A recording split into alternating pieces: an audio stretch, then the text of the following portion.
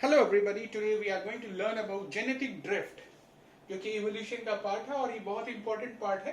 ठीक है, तो जेनेटिक ड्रिफ्ट के बारे में हम लोग अच्छे से पढ़ेंगे और इसके टाइप्स के बारे में पढ़ेंगे। तो पहले बेसिक डेफिनेशन देखते हैं कि बेसिक डेफिनेशन क्या बोलता है। Change in the alleles, change in the alleles frequency, क्या change in the alleles frequency of population over generation due to chance. तो इस लाइन का मतलब क्या है कि अगर एली फ्रीक्वेंसी क्या हो सकते हैं, एक होता है आपका रेसेसिव होता है और एक डोमिनेंट होता है। तो उसके फ्रीक्वेंसी में चेंज होना पॉपुलेशन के हिसाब से जनरेशन टू जनरेशन, किस लिए? Due to certain chances. अब chances can be anything, epidemic also, pandemic also, और something which is unacceptable changes और सर्कमस्टेंसेस यू कैन से, जिसके कारण क्या होता है इवोल्यूशन। तो ये क्या हो गया, ये इफेक्ट हो गया इसका। इवोल्यूशन क्या हुआ, इसका इफेक्ट हो गया। देखिए, वैसे चेंजेस से इवोल्यूशन के हम ये भी बोलते हैं नेचुरल सिलेक्शन से भी हो सकता है, लेकिन ये वन ऑफ द थ्योरी है जेनेटिक ड्रिफ्ट। ठीक है, तो इसका इंपैक्ट आप सबसे ज्यादा कहां पर देखते हो? Strongest impact in small population. ये सबसे ज्यादा प्रभावित स्मॉल पॉपुलेशन को करता है। और ये कब तक कंटिन्यू रहता है? Continuous till the frequency 0%। जो एलीज डिसअपियर हो रहा है या लॉस्ट हो रहा है वो कंप्लीटली लॉस हो जाए, कंप्लीटली लॉस्ट। ठीक है, मतलब डिसअपियर, हट जाना, या 100% फिक्सेशन, कहने का मतलब उसका ग्रोथ रेट 100% हो जाए। तो दिस टू केसेस तक ये जेनेटिक ड्रिफ्ट होता है। इसके दो पार्ट्स हैं, bottleneck effect and founder effect. देखिए, मैं बस बेसिकली बता रहा हूं, इसके बाद में इसको डिटेल में बता रहा हूं। बॉटलनेक इफेक्ट का कहने का मतलब हो गया, मान लीजिए कि आपके पास बहुत सारे एलीज हैं और उसमें कुछ एलीज अच्छे हैं और कुछ अलग हैं। अब दोनों एलीज, चलिए हम लोग देखते हैं एक एग्जांपल के थ्रू, मैं इसको आपको समझाने की कोशिश करूंगा। Wait a minute. तो चलिए हम लोग देखते हैं कि अगर मुझे जेनेटिक ड्रिफ्ट के दो टाइप्स, जो कि हम बोलते हैं bottle neck effect and founder effect, इस दोनों को मेरे को समझना है। तो मैं एक एग्जांपल आपके पास लिया कि पॉपुलेशन लिया जिसमें से 6 इंडिविजुअल है, क्योंकि मैंने बताया था कि genetic drift strongest effect small population को देता है, तो इसीलिए मैंने एलीज बना दिए कुछ ऐसे। ठीक है, ठीक है। अगर मैं फ्रीक्वेंसीज ऑफ एलीज ए की बात करूं तो कितने हैं मेरे पास? 1 2 3 4 5 6 आउट ऑफ 12।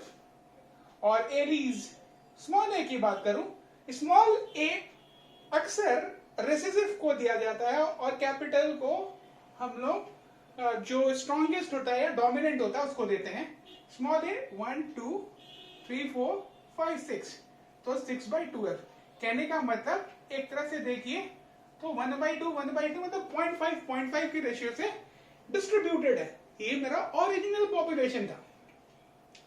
अब बॉटलनेक, पहले देखते हैं बॉटलनेक इफेक्ट। बॉटलनेक इफेक्ट ये बोलता है कि अगर कोई नेचुरल कैलेमिटी आ जाए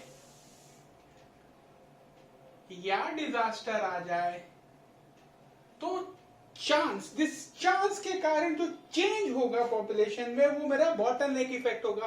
क्योंकि नेचुरल कैलेमिटी और डिजास्टर में हम ये नहीं बता सकते कि कौन से एलिस सरवाइव करेंगे।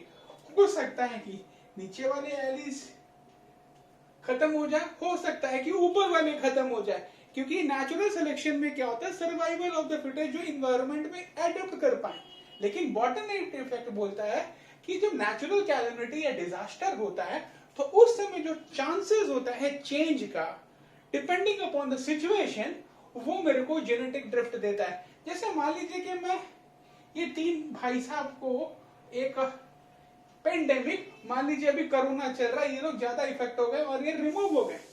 जब ये रिमूव हो गए तो मेरा इस समय एफ क्या हो जाएगा? एफ हो जाएगा 1 2 3 4 5/6, और एफ छोटा ए जो जिंदा है वो क्या हो जाएगा? ये 1 1/6। इसका कहने का मतलब ये इंक्रीज हो रहा है और ये डिक्रीज हो रहा है। वाइस वर्सा अगर मैं बोल दूं कि ये नहीं होके ये बच गए, मतलब ये चलेगा और ये रह गए because of the impact natural disaster, तो उस समय मेरा क्या हो जाएगा, AF हो जाएगा आपका 1/6 और AF हो जाएगा 5/6। मतलब ये डिक्रीज और ये इंक्रीज। तो जो चीज इंक्रीज हो रहा है, डिक्रीज हो रहा है बिकॉज ऑफ द नेचुरल, देखिए इसमें नेचुरल सिलेक्शन की जब मैं बात करता तो नेचुरल सिलेक्शन में फिटेस्ट जो रहते हैं, जिनका पोटेंशियल अच्छा होता है, जो नेचुरली इन्वायरमेंट में अडेप्ट कर पा रहे हैं या जिनका हेल्थ या फिटनेस सही है, वो सरवाइव करते। लेकिन नेचुरल कैलेमिटी या डिजास्टर में क्या होता कि ऐसा नहीं होता।